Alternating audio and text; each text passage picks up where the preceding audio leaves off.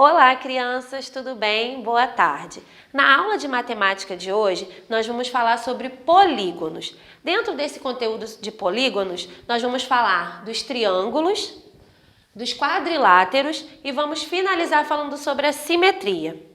Então vamos lá. Polígonos são figuras fechadas com lados. Se vocês abrirem o livro de matemática de vocês, na página 167, aparece logo aí no início um esquema. E o livro está pedindo para vocês observarem esse esquema. A primeira imagem é a imagem do cubo e a segunda imagem do bloco retangular. Observem que foram feitas duas setas mostrando que ao lado se formou os polígonos. Aqui o primeiro polígono e logo abaixo o segundo. As faces do cubo e do bloco retangular são exemplos de figuras geométricas, chamadas polígonos. Observe que essas figuras são planas, com contorno fechado e formado apenas por segmentos de reta que não se cruzam. Então, os segmentos de reta são esses aqui, olha. Eles não se cruzam e são fechados, e formando aí um polígono. Cada segmento de reta corresponde a um lado do polígono. Os polígonos recebem nomes diferentes de acordo com o número de lados. Então, quando o polígono ele tem 3 lados, ele é chamado de triângulo. Quando ele tem 4 lados, ele é chamado de quadrilátero. Quando ele tem 5 lados, ele é chamado de pentágono. Quando ele tem 6 lados, ele é chamado de hexágono.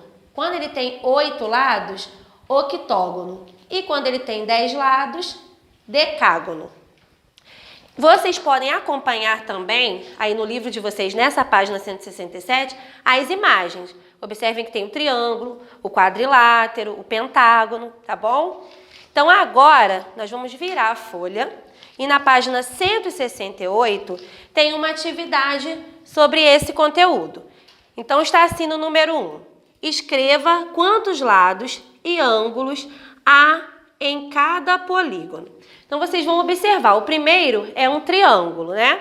Então, o triângulo tem quantos lados? 3 lados. Então, na primeira linha, vocês vão escrever a quantidade de lados e embaixo a quantidade de ângulos. Normalmente, se ele tem 5 lados, 6 lados, 7 lados, né?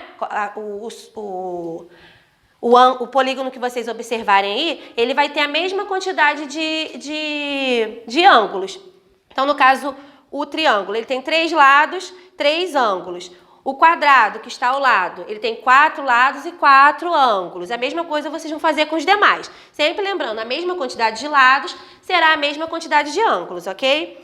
Número 2. Observe o quadro abaixo. Podemos indicar a localização do pentágono. Lembrando que o pentágono é um polígono com 5 lados. Usando uma letra e um número. No caso, B5 ou B, aí tem uma vírgulazinha aí, 5. Aí embaixo está assim, está aqui o esquema e vocês vão seguir as orientações que vem abaixo desse esquema. Está, desenhe um triângulo em C3. Aí vocês vão lá, na direção do C com 3 e vão desenhar um triângulo. A mesma coisa com o hexágono, que vocês vão desenhar no D4. E o quadrado vocês vão desenhar no E2. Embaixo vocês observem que tem a linha e aqui ao lado os números. Vocês vão colocar na mesma direção. Podem pintar a imagem também, tá? Podem pintar o polígono. Na página 169, nós vamos falar sobre os triângulos. Triângulos são polígonos de 3 lados, como nós já falamos anteriormente. Os triângulos, eles podem ser classificados quanto à medida de lados.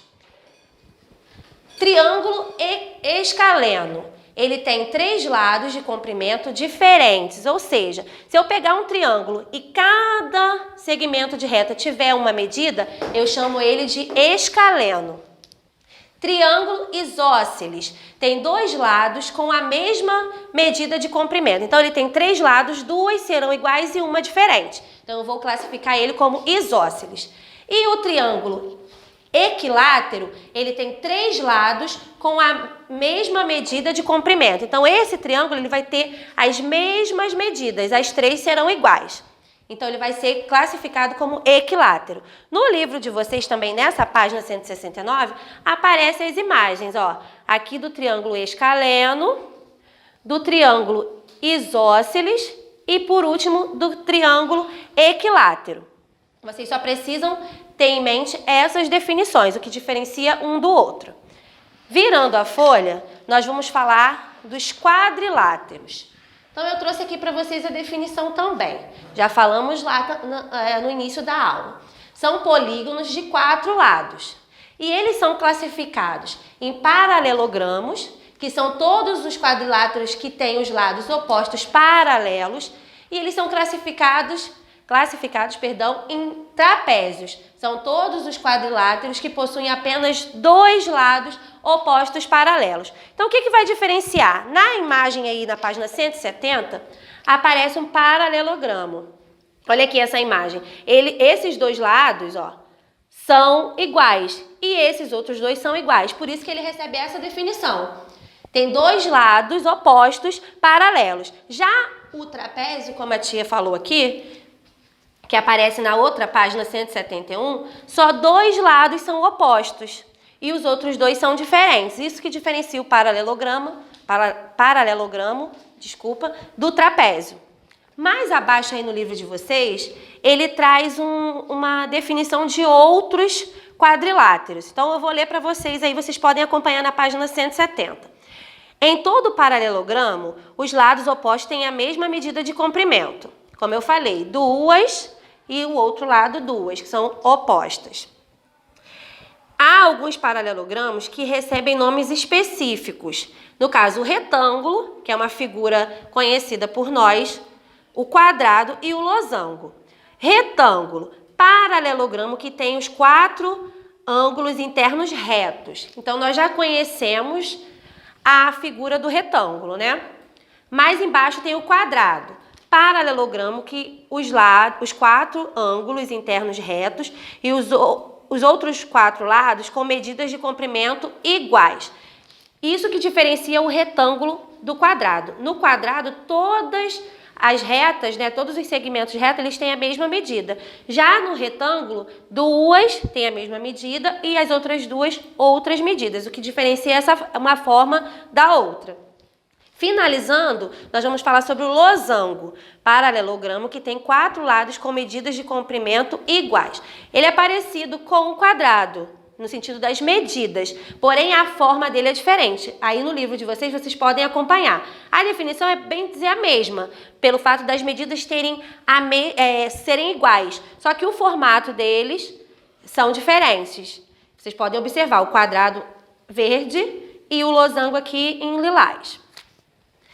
Falamos do trapézio, que está finalizando aí na página 171, que eu mostrei para vocês a diferença de um para o outro. Então, agora vamos para a atividade. Está assim: agora escreva o nome de cada quadrilátero representado abaixo e indique os lados paralelos. Então, eu vou fazer aí o exemplo para vocês da primeira imagem. Está assim, que é essa amarelinha aí do quadrado. O espaço aqui é pouco, então a gente vai tentar aproveitar da melhor forma. Então, está assim, FE, embaixo G, H.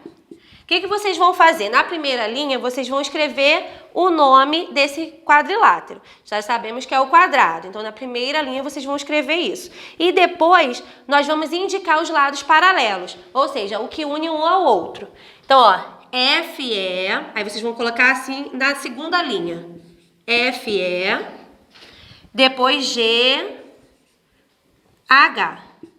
Eu vou descer por conta do espaço, mas vocês podem colocar tudo na mesma linha. Depois eu boto FG e depois o E e o H. Assim, eu fiz a indicação dos lados paralelos que o livro pede. Observe, ó, F para o E, G para o H. Depois G para o F, perdão, o F para o G, mas vocês podem também botar do G para o F, ok? Eu que fiz, para acompanhar o que eu coloquei aqui, eu coloquei a seta na mesma direção. E depois do E para o H. Não interfere se vocês colocarem o inverso, ok? Pode ser, não tem problema nenhum. Eu só mostrei essa primeira aqui para vocês pegarem como exemplo para responderem as demais. Aí vocês vão fazer a mesma coisa que eu fiz aqui com o quadrado, com as outras figuras, com os outros quadriláteros. Continuando na página 172. Número 1. Use uma régua para medir os lados dos triângulos representados abaixo. Depois, ligue cada triângulo ao respectivo nome. Então, para realizar essa atividade, vocês vão precisar da régua. Por quê? Porque, como eu falei anteriormente, esses triângulos, eles se diferenciam pelo tamanho dos seus segmentos de reta, né? Como eu passei aqui as definições para vocês. Então, de acordo com as definições que foram dadas, vocês vão dizer se o triângulo, é isósceles, se ele é equilátero ou se ele é escaleno.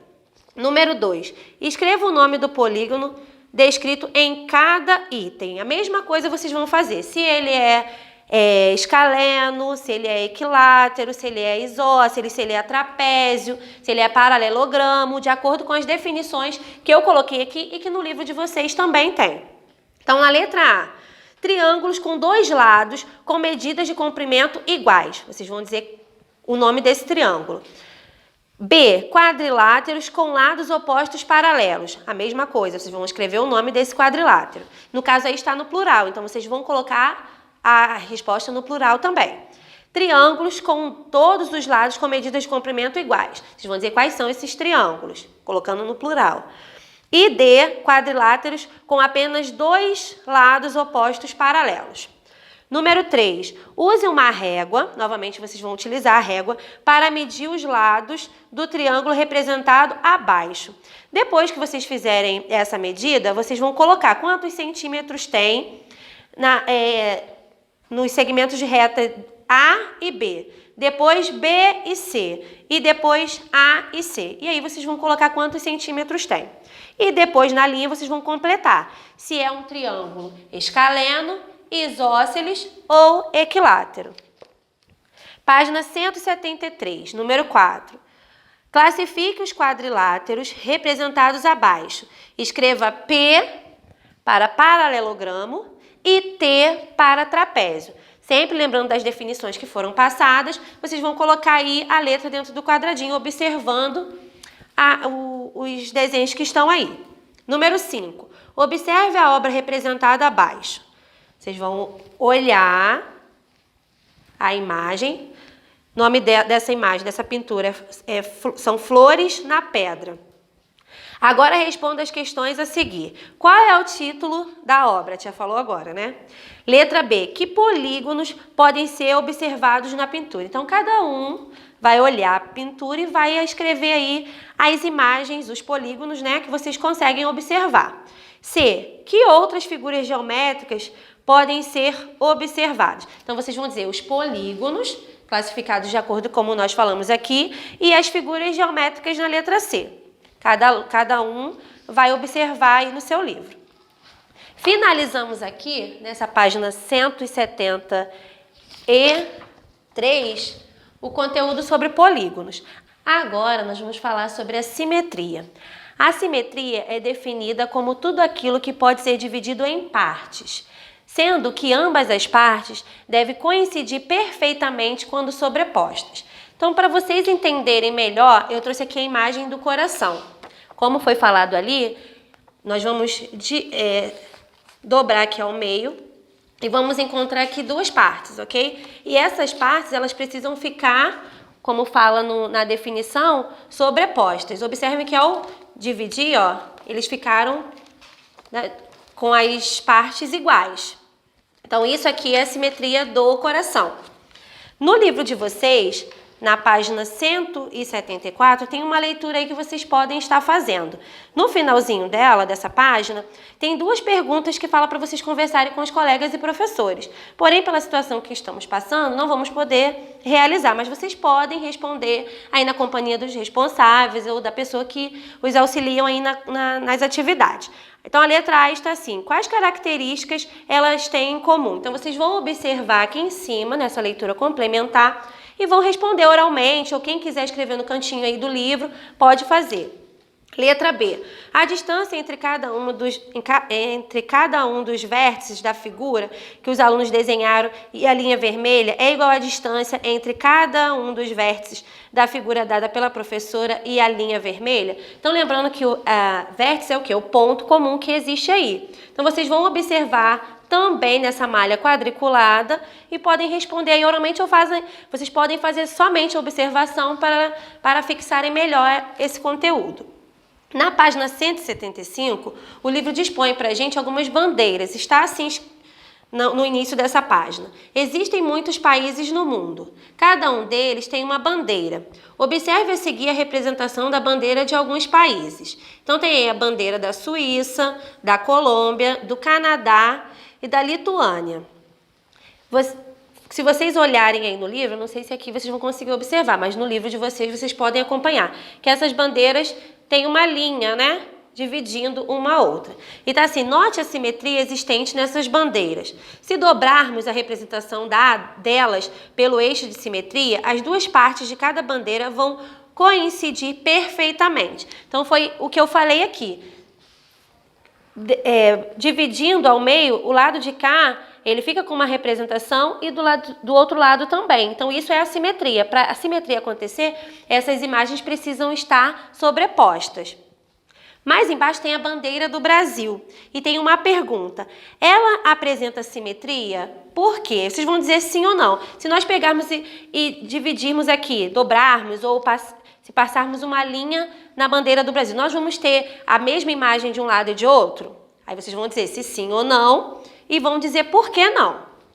Continuando, e vamos finalizar na página 176. Está assim, número 1.